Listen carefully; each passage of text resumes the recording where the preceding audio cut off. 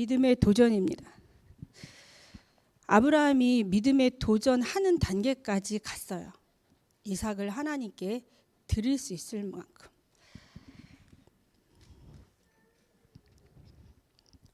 이번 주 강단 말씀을 마르지 않는 행복이라는 말씀을 받으면서 제가 계속 창세기의 아브라함에 관한 걸 묵상을 하고 있었거든요.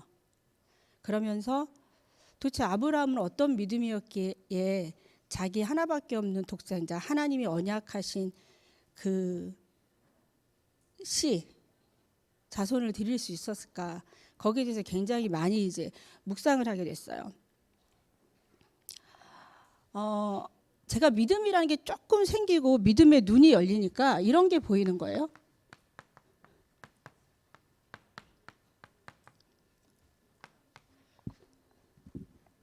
내가 얼마나 불쌍한지.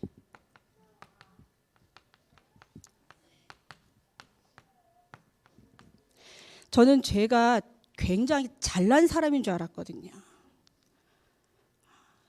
어딜 가서도 드러내놓고 뭘 하지 않지만 어디 가나 스스로가 제가 굉장히 빛나는 존재라고 생각을 했어요. 나 자신에 대한 프라이드도 굉장히 강했고, 근데 복음을 알고 누리면 누릴수록 제가 너무 불쌍한 거예요. 내 힘으로 할 수 있는 게 하나도 없더라고요. 어느 정도냐?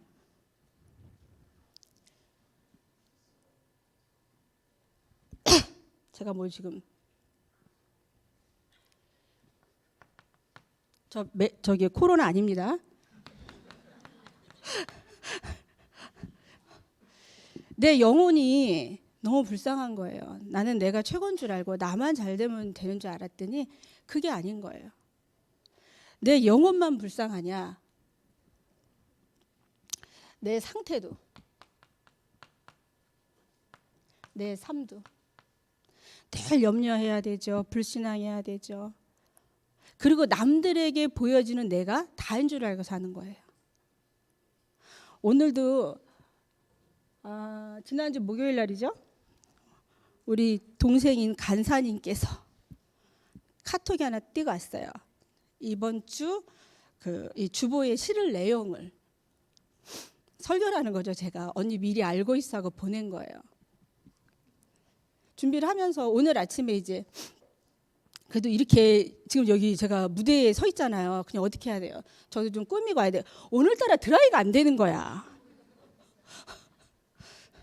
얼마나 신경이 쓰이든지.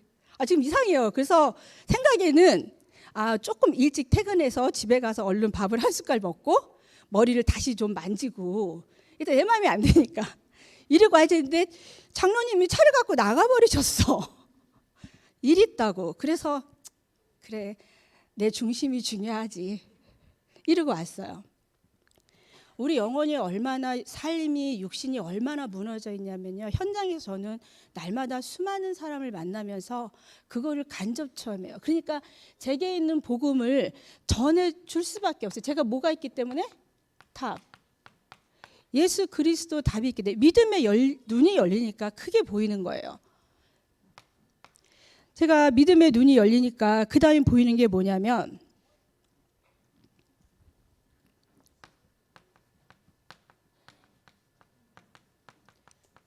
내가 가지고 있는 행복의 셈이 보이는 거예요. 행복의 셈이. 날마다 저는 복음으로 얼마나 행복한지 몰라요. 이게 느껴져요. 내가 우리 직원들한테 아무것도 줄 수 없는데 내 방에 내려오면 오직 이 답만 주는 거예요. 오늘도 한 명 영접시켰거든요. 저희 직원. 출근한 지 나흘 됐어요. 제가 갖고 있으니까 줄 수 있는 거예요. 그러니까 내가 행복하니까 그 행복을 나눠줄 수밖에 없어요.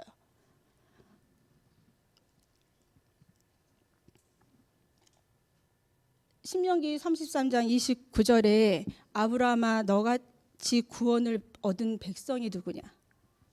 우리가 지금 문제 가운데 계신 분들, 염려 가운데 계신 분들 정말 구원받은 거 하나만 깊이 묵상을 해보세요. 감사가 넘칩니다. 거기서 나오는 행복은 내가 갖고 있는 문제를 뛰어넘을 수 있어요.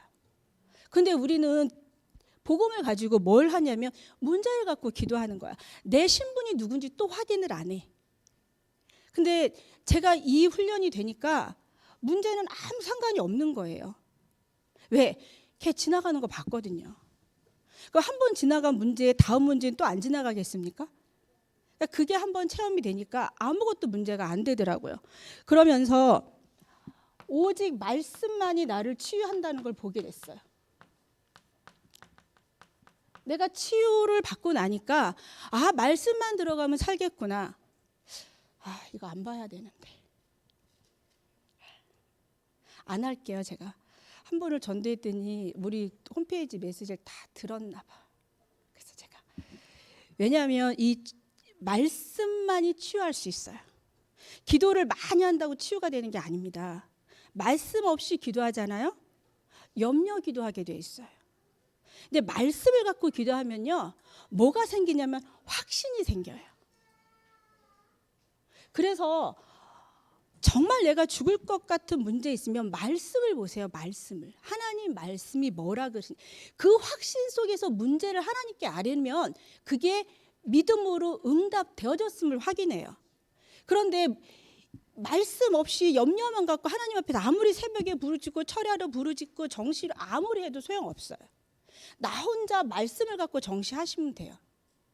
무슨 얘기인지 아시겠죠? 자, 제가 기도의 행복을 맛을 봤어요. 행복의 삶을. 당연히 기도해서 응답받으면요, 서밋 될 수밖에. 내가 서밋이라 그러지 않아도 남들이 나를 그렇게 인정해요. 원장님한테 가면 답이 있어. 내가 위로를 받으러 갈 수 있어. 그게 서밋이지 뭐겠어요? 그렇다고 제가 세상이 말하는 서밋, 대통령이 되는 건 아니잖아요. 나는 영적 서밋인 거야. 누가 오든 난 답을 줄 수 있어. 근데 제가 잘나서 아니요. 이것만 했거든요. 복음 누리는 거 매일. 자, 행복의 샘을 이 맛을 보니까 포기할 수 없는 거예요. 내 하루 삶 중에 가장 중요한 게 뭐냐? 하나님을 만나는, 복음을 누리는. 기도라 그래서 특별히 제가 시간을 내서 10분, 20분 앉아서 기도할 시간 사실 없어요. 근데 걸어다니면서 할 수 있잖아요. 왜? 저는 제가 깨닫고 누리는 기도는 이 말씀을 묵상하고 이 복음의 행복을 누리는 게 저는 기도거든요. 체험을 해보신 분들은 그 맛이 어떤 건 줄 아실 거예요. 정말 샘은 마르지 않는 게 샘이에요. 퍼두 나와요. 제가 컨츄리걸이잖아요. 컨츄리걸. 한탄강 아세요?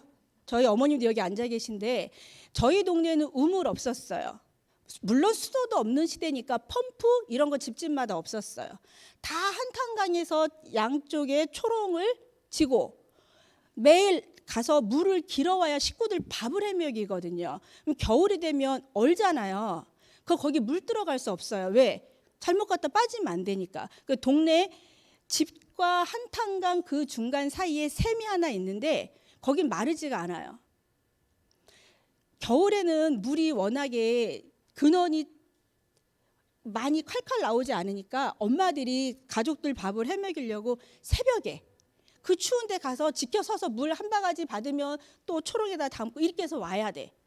근데 그 샘이 그렇게 길는데도 마르지 않기 때문에 그 우리 동네에 10여 가구가 다 그 물을 먹고 살았어요. 이게 샘 근원입니다. 나한테 이 축복이 있어야 하나님이 언제 누구를 보낼지 모른다니까. 아나니한테 나 지금 바울 보낼 거야 이렇게 말씀 안 하셨어요. 바울을 엎어놓고 얘기하셨다니까요. 뭐가 돼 있었지? 아나니아는 항상 준비가 돼 있었어. 그리고 우리가 준비를 뭘로 하느냐? 요걸로 하시는 거예요. 복음, 말씀, 기도로. 이 맛을 한번 보면요. 인생에서 얻는 성공이요? 그거 아무것도 아니라는 걸 알게 됩니다. 그러니까 저는 행복의 길을 갈 수밖에 없죠. 너무 멋진 길이에요, 이거. 다른 사람들이 보고 날 다 인정해. 하나님 믿는 사람인 줄 알아요. 그럼 됐잖아요. 제가 정말 그리스도 만나기 전까지는 삼중고에 시달렸어요. 교회 가면 열심히 신앙생활해. 아침부터 가고 교회 청소 다 하고 찬양대부터 주일학교로 식당으로 지치지도 않나 봐 제가. 왜? 복 받으려고. 근데 현장에 와서 직장 가서는 단 한마디도 예수 믿는 티를 못 냈다고요. 예수 믿는 게 저는 멋있다고 생각을 해본 적이 없어요. 근데 지금은 그렇잖아요. 나흘 된 직원이 아침에 그랬지. 예배 드리고 내려오면서 지점장을 두고 이따가 내 방에 데리고 내려오라고. 왜냐면 우리 지점장이 예수 믿은 지 1년 반 정도 됐거든요. 요즘 시험 공부하느라고 못 왔는데 이제 이번 주부터 올 건데 한 사람이 그리스도를 만나서 어떻게 변하는지 보여주려고. 그분도 동북교회에서 예수 믿고 하나님 자녀가 돼서 예배 드리잖아요. 그거 보여주려고 일부러 데리고 내려오라 그랬어요. 딴 때 같으면 제가 직업만 부르거든요. 이 멋진 길은 살리는 길이에요. 내가 살면 누구라도 살릴 수 있어요. 내가 먼저 살아야 그리스도의 긍휼을 보여요. 아, 저 사람에게도 그리스도가 필요하구나. 나는 맨날 죽을 것 같은데 복음 그리스도 선포해도 복음은 전할 수 있어요. 근데 뭐가 안 되냐? 열매가 안 돼요. 내가 정말 복음으로 행복하고 내가 살면 그리스도의 긍휼이 보인다니까. 아, 저 사람도 정말 그리스도가 필요해. 그리스도 아니면 안 돼. 그러면 이제 세울 수가 있죠.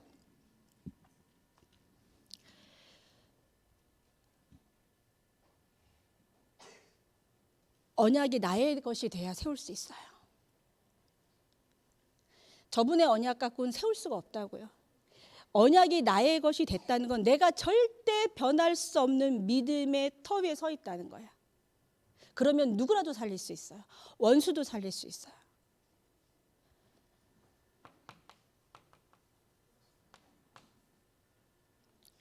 보내는 멋진 일을 할 수 있어요. 나 같은 그리스도에 대해 제자를 만드니 나의 제자가 아니라 보여줘야 되거든. 저는 현장에서 이 일을 하려고 하나님 앞에 믿음의 결단을 했습니다.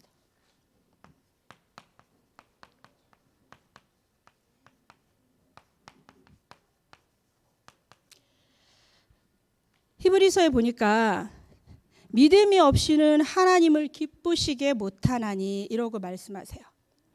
하나님이 믿고 영생을 얻었으면 생명을 얻었는데 단계가 있더라고요.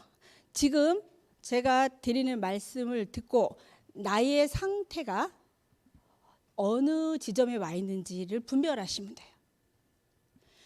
복음의 말씀을 듣고 생명을 얻는 구원받는 상태가 있어요. 아기가 금방 태어난 거죠. 그러면 뭐예요, 엄마는? 양육을 합니다. 아이가 밥 달라는 시간에 주는 게 아니라 엄마가 알아서 그 아이가 잘 성장하도록 시간 맞춰서 젖주고요. 필요하면 기저귀 가려. 이런 양육의 단계가 있어요. 그 다음엔 성장하는 단계가 있습니다. 3살 먹은 4살 먹은 대화 안 되잖아요. 일방적이죠. 걔는 나한테 요구만 해. 내 의사는 걔 삶에 전혀 반영이 안 된다니까. 근데 중학교, 고등학교쯤 가면 대화가 돼요. 가끔 꼬라지는 피우지만 우리 엄마가 나에 대해서 뭘 원하는구나. 나는 이거를 우리 엄마한테 요구했을 때 우리 엄마가 들어줄까? 대화가 돼요. 이게 성장하는 단계가 있어요. 성장이 되잖아요. 그러면 그때 나오는 게 헌신이에요. 아, 우리 부모님이 날 위해서 뭘 원하시는구나. 컸다는 얘기죠. 그래야 부모님이 유업을 맡기든지 할 거 아닙니까? 이렇게 헌신하는 단계가 있어요. 그 다음에 영향력을 미치는 단계가 있어요. 전도하는 단계. 그러니까 내가 어느 단계에 있는지 알고 거기를 향해서 오직 복음과 말씀과 기도로 도전하는 거예요. 아브라함을 오늘 말씀을 봤잖아요. 아브라함의 결단 이전에 어떻게 했냐? 구원 받았습니다. 구원 받았는데 하나님이 분명히 창세기 12장에 언약을 주고 불렀어. 구원 받아 나왔는데 가다 보니까 늘 내 생각이 먼저야. 가뭄 드니까 지금 가나안 가야 되는데 어디로 가요? 애국 가. 마누라도 누이 동생이라고 팔아먹고. 그런데 단 한 번도 하나님이 아브라함을 탓하시지 않았어요. 그 아브라함의 부인인 사라를 취한 애굽 왕을 탓했다니까. 또 아브라함이 어떻게 하느냐? 늘 염려해.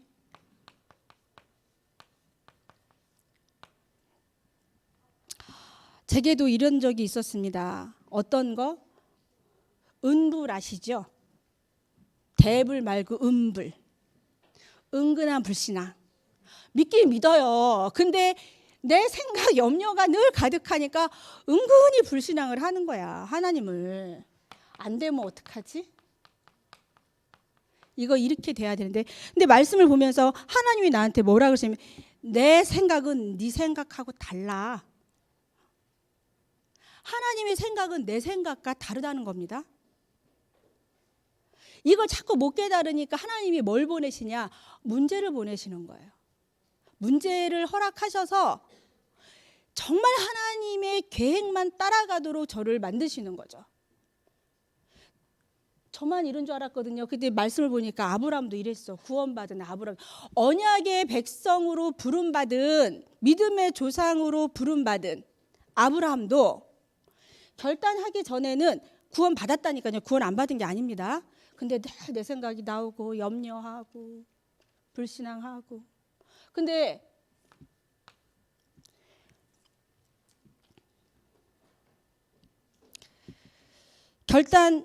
믿음의 결단을 할 때 어떻게 됐냐?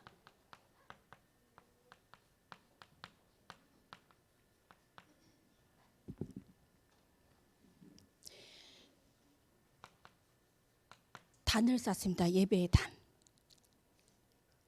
아브라함이 그래도 제가 아브라함을 늘 묵상하는 이유가 하나가 뭐냐면 그 불신앙하고 염려하는 가운데서 늘 단을 쌓아요. 하나님 앞에. 그리고 아브라함이 결단하니까 어떻게 됐냐? 지 생각으로 데리고 왔거든. 롯.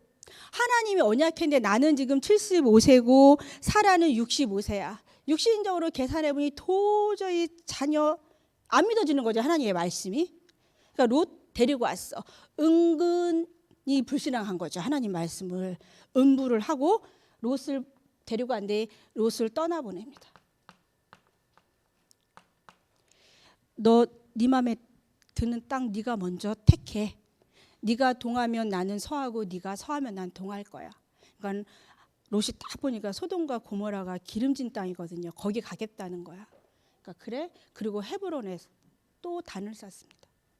그리고 결단을 하고 난 다음에 어떻게 되냐? 싸우고 돌아왔는데 멜기세덱 11조를 드립니다.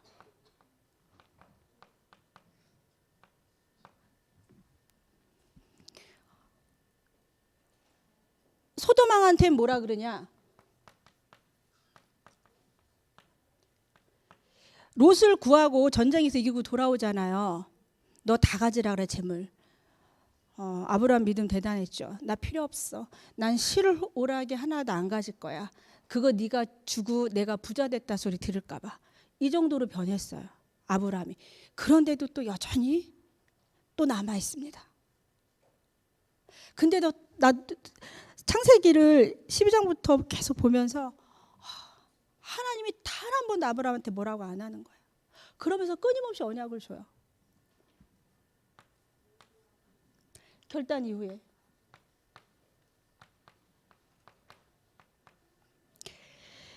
아브라함이 결단 이후에 어떻게 되느냐? 하나님께서 또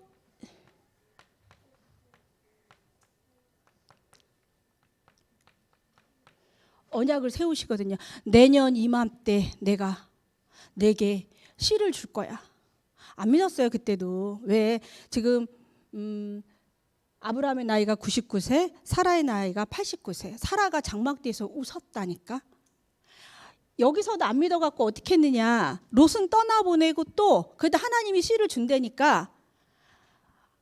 아브라함이 뭐라 그러냐면 여기 애굽에서 길리운 에베네셀 에베네셀인가요? 갑자기 이름이 생각이 안 나네. 그 종이었거든. 내 후계자 삼으면 좋겠다고. 하나님이 아니 네 씨라야 돼, 네 씨. 그랬더니 사라가 그 얘기를 듣고 자기 여종 하가를 주는 거야. 근데 하나님 뭐라냐? 사라의 몸에서 나온 씨라야 돼. 이렇게 말씀하시는 거예요. 근데도 안 믿는 거죠. 근데 그 일이 이루어졌습니다. 그리고 하나님이 아브라함에 대해서 창세기 15장 6절에 보면 뭐라 그러면 하나님을 믿으니 의로 여겼다는 거야. 아브라함을. 이렇게 우리의 모든 허물을 덮으시고 하나님은 내가 고백하는 그 작은 것만 보시는 거예요. 그니 얼마나 감사해요. 이제 아브라함의 믿음이 어디까지 갔냐? 오늘 말씀처럼 이삭을 드리는 데까지 갑니다. 창세기 22장에 보면 하나님이 네 독자 그 외아들 바치라는 거야. 근데 이 히브리서의 이 말씀을 보면서 아브라함 믿음이 이제 서밋이 된 거예요. 뭐라 그랬냐? 내가 죽여도 하나님이 어떻게 하실 줄 알았다고요? 살리실 줄로 알았다는 겁니다. 하나님이 우리한테 뭘 요구하시냐? 여기까지 요구하시는 거예요. 이걸 못 깨달으니까 자꾸 문제를 보내. 문제 때문에 죽을 일이 아니라니까요. 내가 누군지 하나님이 끊임없이 나를 돌보고 계시는 거예요. 자, 이제 그러면 제가 이제 뭘 해야 돼요? 믿음의 결단까지 했습니다. 믿음의 도전을 해야 되겠죠.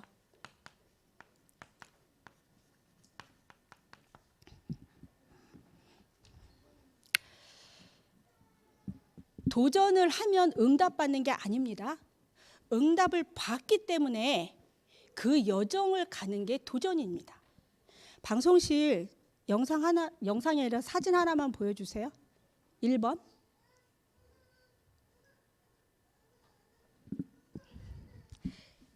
제가 저게 뭐냐면요. 저 맨 위에 사랑하는 자여 내 영혼이 잘된 같이 네가 범사에 잘되고 강건하기를 내가 간구하노라. 우리 장로님이 2005년도 5월 7일 날 예수 만나고 2005년도 9월 4일 날 옛날 동부교회죠. 첫 출석을 하고 2006년도 3월 달에 저희 가정이 처음 신방받은 날 주신 말씀이었어요. 제가 속으로 이렇게 생각한 거예요.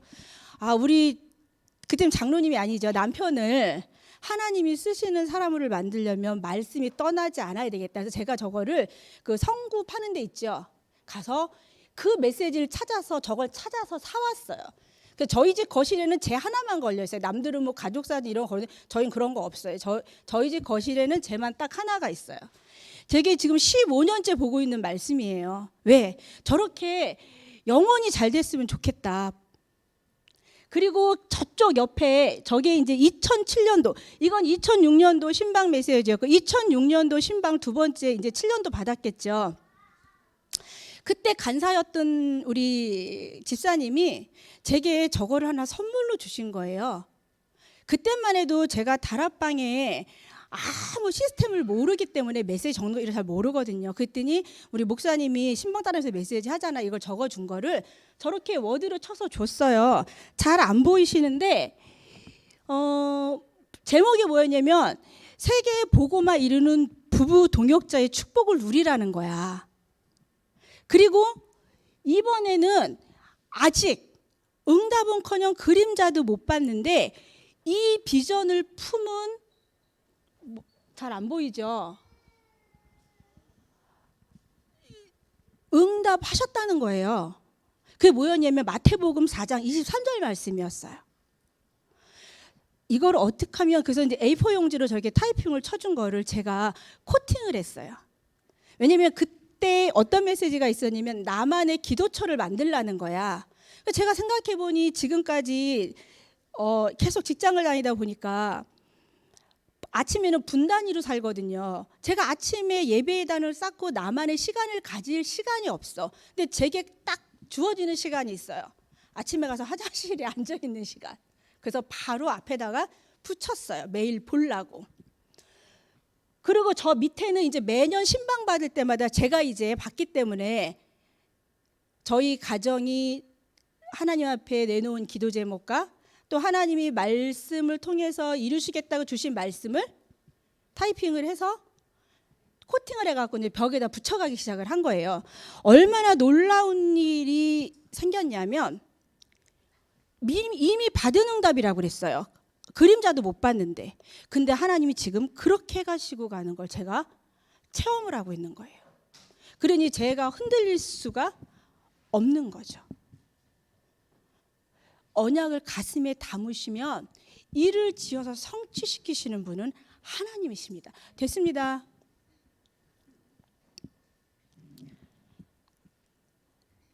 제가 깨달았어요. 아, 내가 도전을 해서 응답받는 게 아니구나. 하나님이 이미 말씀으로 주셨어. 그 여정을 가는 게 믿음의 도전이구나.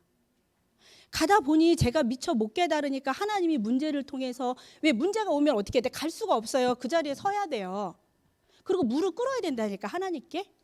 그때마다 깨닫게 하시는 거예요. 그걸 또 포럼하고. 그러다 보니까 어느 날 제가 하나님 정말 살아계시네. 예수가 그리스도시네. 성령의 역사 지금도 하고 계시네. 그러니까 확신된 거예요. 너무 감사하죠. 요즘 장로님하고 그래요. 여보, 우리가 어쩌다 이런 복을 받았지? 자다가 일어나도 감사해. 돌아 누워도 감사해. 이럴 사람들이 아닌데 믿음의 결단을 하게 됐어요. 저도. 뭐에? 뭐 구호 같아요? 333. 저도 오늘 한 명 영접하고 왔습니다.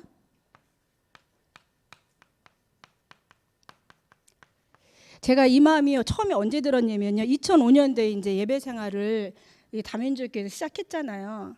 다락방의 시스템 전혀 모르는데 그때 이제 캠프 시대였어요. 캠프. 그래서 우리 교회에서도 매월 캠프를 했어요. 그게 뭔지 너무 궁금한 거예요. 도대체 캠프가 뭐야? 어떻게 하는 건데? 이래갖고 이제 휴가를 내고 3일 동안 메시지 듣고 이제 현장에 가는 거죠. 아마 그랬죠, 이준수 목사님? 그랬던 것 같아.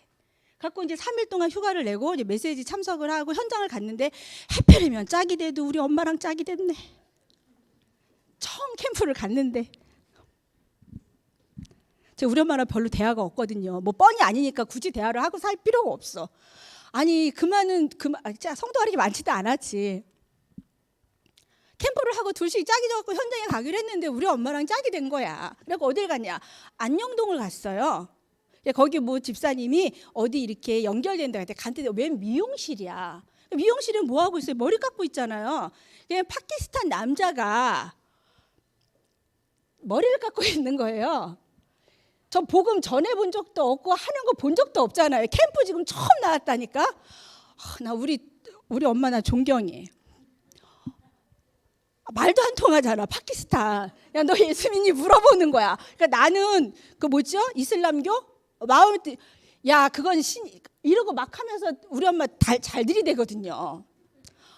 자기는 아니래 믿는. 야야, 네가 믿는 신 나한테 설명해 봐. 내가 듣고 내가 믿는 신 너한테 설명할게. 이렇게 된 거야. 그때 이제 그 젊은 친구가 머리 깎다 말고 머리 깎으면서 해내는 거야. 이제 엄마 보고 했더니 그 전도지 책자 있죠. 그걸 짚어가면서 이제 읽어주는 거지. 그러니까 몇 년 돼갖고 한국말은 떠듬떠듬 하는 거야. 이 친구가 다 읽더니 하나님 믿겠다는 거야. 내가 깜짝 놀랐죠. 이렇게도 하나님을 믿어? 그때는 이제 그 밑에 영적 기도문 있잖아. 이거 따라 읽으라고. 이 친구 하나님 자녀가 됐어. 그래서 이제 양육을 해야 되잖아. 뭐니 어디 공장에 다닌대. 내일 비행기 탄다는 거야. 돌아간다는 거야, 자기 나라로. 그게 첫 번째 제 캠프 체험이에요. 그래서 그런지 하나님이 제 가슴에 세계 복음화라는 불을 지르신 것 같아. 자, 재밌죠? 우리 지금 다 같이 기도하고 있습니다.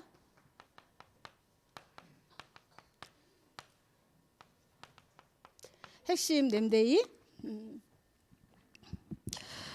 저 어린 자녀들 양육하는 엄마들에게 꼭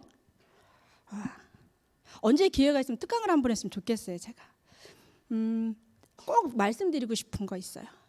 지금 세상이 하는 공부의 트렌드 완전히 바꾸시지 않으면 우리 자녀들 서밋의 삶 살 수 없습니다. 특히 4차 산업혁명 시대에 우리가 생각하고 왔던 전혀 다른 삶의 방향을 줘야 돼요. 학교 공부 1등 하는 거 내려놓으세요. 수학 못해도 요즘은 다 들고 계시죠? 스마트폰이 다 해줍니다. 정말 아이하고 날마다 포럼하시면서 이 아이가 어떤 꿈을 꾸게 해줄지를 같이 고민하셔야 돼요. 학교 공부 잘 시키겠다 학원 보내는 거 절대 하지 마세요. 정말 부탁입니다. 그거 하면서 이거 하시겠다고 제가 볼 때는 아닌 것 같아요. 정말 시대를 앞서서 엄마들이 보고 아이들에 대한 양육의 방법을 바꾸지 않으면 큰일 납니다.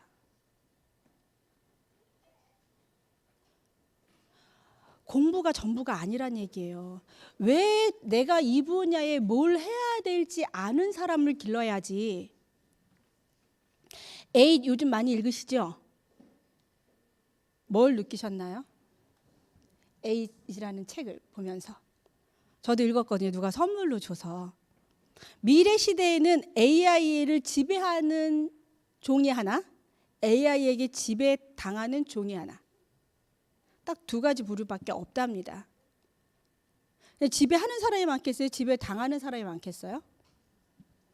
당연히 당하는 사람이 많겠죠. 스마트폰을 만들어 놓은 사람들은 다음 걸 준비하는데 우리는 스마트폰에 노예돼서 살고 있잖아. 그러니까 우리 아이들이 만드는 사람이 되도록 기르셔야 된다는 얘기입니다. 제가 보면서 한 가지는 늘 저희 회사 젊은 엄마들하고 제가 많은 포럼을 하면서 얘기를 생각했던 건데 맞는 것 같아요.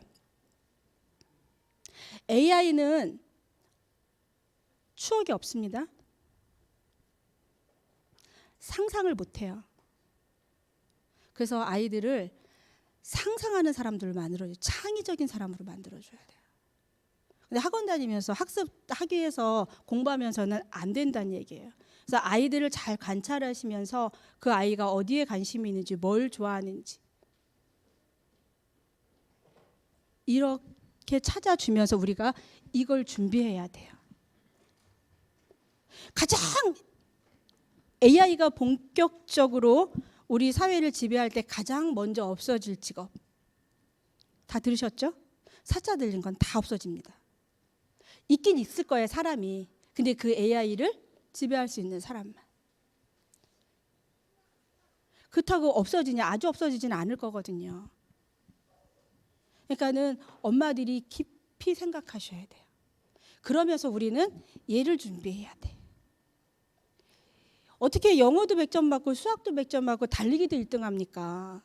그런 아이 만드시지 말고 이 시대를 향한 하나님의 계획이 뭔지 그 계획을 품고 자기의 달란트를 찾아서 그것을 100% 하나님께 헌신할 수 있는 사람을 만들어야 돼요.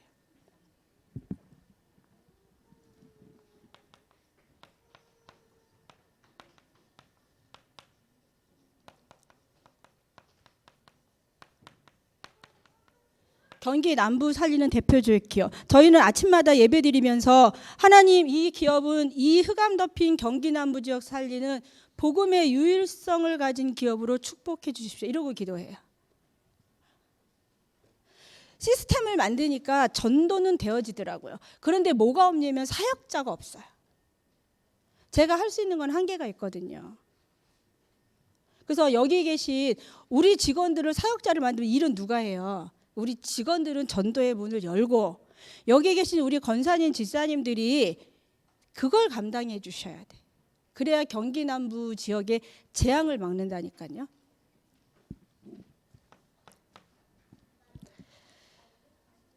선교대회 미뤄지긴 했고 헌금은 지난주에 했지만 우리 애가 기도는 계속 담아야 되겠습니다. 지금 7월로 연기됐거든요. 제가 하나님 앞에 하나님 1년에 2번씩만 선교 갈 수 있도록 왜냐면 스케줄 같은 것도 조정을 해야 되고 여러 가지가 있기 때문에 뭐 매달 가면 좋겠지만 우리 직원들이 안 좋아할 것 같고 하나님 1년에 2번씩만 갈 수 있게 해주세요. 저는 그렇게 기도를 하고 있습니다.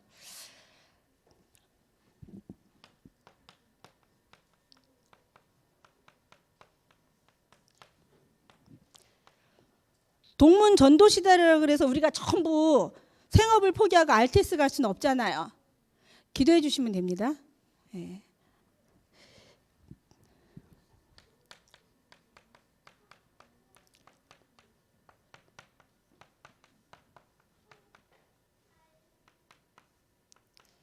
자, 바누아투 준비됐죠?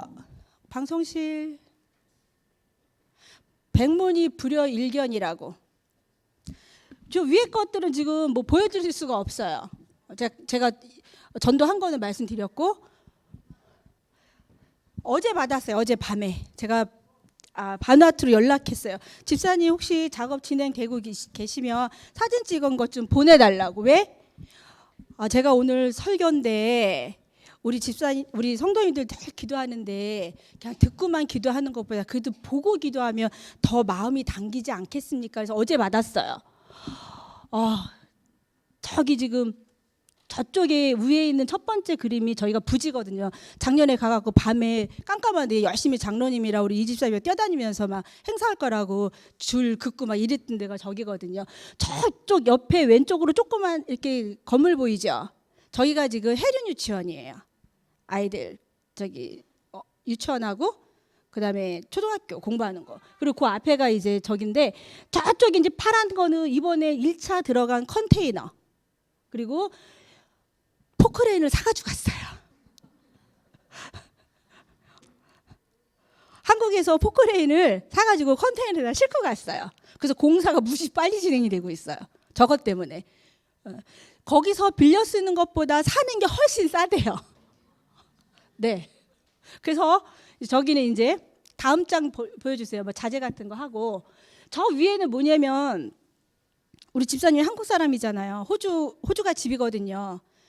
호주를 작년에 이제 바누아투 갈 때 호주를 들려서 갔는데 임직이랑 입당 예배가 있어서 갔어요. 딱 한국식으로 먹는 거예요. 그러니까 한국집 잔치집 같아서 잡채하고 뭐 떡하고 뭐 이런 거 하고. 그래서 제가 고민을 하다가 지금 최소한 8월달 9월달까지는 살아야 되거든요. 그래갖고는 저번에 강원도를 가갖고 액젓부터 간장, 참기름, 들기름, 고추장, 고춧가루, 된장 다 사서 보냈어요. 그때 저렇게 사진을 찍어서 보내서 저거 드시고 사신다고. 그래서 고민이에요. 저걸 8월달까지 못 먹을 텐데 한 번 더 보내야 되는데 컨테이너 지금 다음 컨테이너 언제 들어가냐고. 그리고 여기 이제 요 밑에 그림 보니까 저렇게 요 이번 주에 공사한 거예요. 다 터파기 해갖고 이제 골조 넣을 준비를 하고 계시더라고요. 포크레인이 있으니까 엄청 진척이 잘 되고 있습니다. 이제 보셨으니까 이제 진행되는 거 보이시죠? 더 마음에 담기시죠? 네, 기도 부탁드립니다. 우리 집사님 힘 잃지 않도록. 예. 그리고 정말 하나님이 기뻐하시는 그 오세아니아를 넘어서 세계 복음화에 쓰임 받을 제자들이 세워지도록 기도를 부탁드리겠습니다.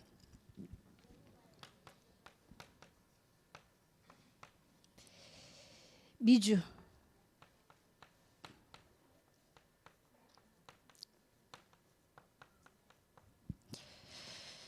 지금 저도 여기 참여하려고 기도를 하고 있어요. 가서 보면 좀 더 제 마음이 선교에 담기지 않을까. 그래서 기도해 주시고요. 하나님은 어떤 사람을 통해서 역사하시느냐? 내가 누군지 아는 사람. 하나님이 누군지 아는 사람. 하나님을 알면 내가 누군지 알게 됩니다. 내가 누군지 알아야 기도가 즉각 응답이 됩니다. 내가 누군지도 모르는데 중언부언하게 되겠죠. 내가 누군지 알아야, 하나님이 누군지 알아야 절대로 흔들리지 않습니다. 일은 하나님이 지어서 성취시키더라고요. 제가 아까 2007년도에 저희 가정에 주신 기도 제목 보셨잖아요. 10수년이 지나다 보니까 지금 곰팡이도 피고 이러는데, 거기에 매년 붙어 있는 기도 제목을 아침마다 읽으면서 확인해요. 아, 그대로 해가시고 계시는구나. 그러니까 미래에 오지 않는 응답도 보이는 거예요. 하나님이 말씀으로 주시면 하나님이 하시겠구나가 확신이 되니까 제가 뭐 할 수 있냐면 문제 앞에서 요동치 않고 기다릴 수 있더라고요. 그래서 우리 다민족교회 모든 성도님들이 이 축복을 누리시면서 한 지역, 한 나라를 담당하는 하나님이 가장 기뻐하시는 전도자의 발걸음으로 쓰임받길 바라겠습니다. 감사합니다.